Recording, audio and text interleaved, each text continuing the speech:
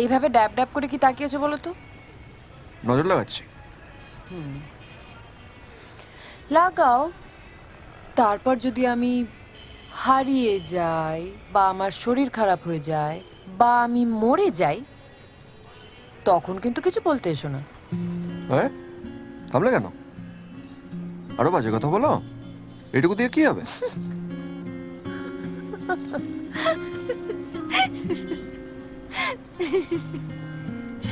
এই হাসিটা দেখার জন্যই তো এতক্ষণ অপেক্ষা করছিলাম।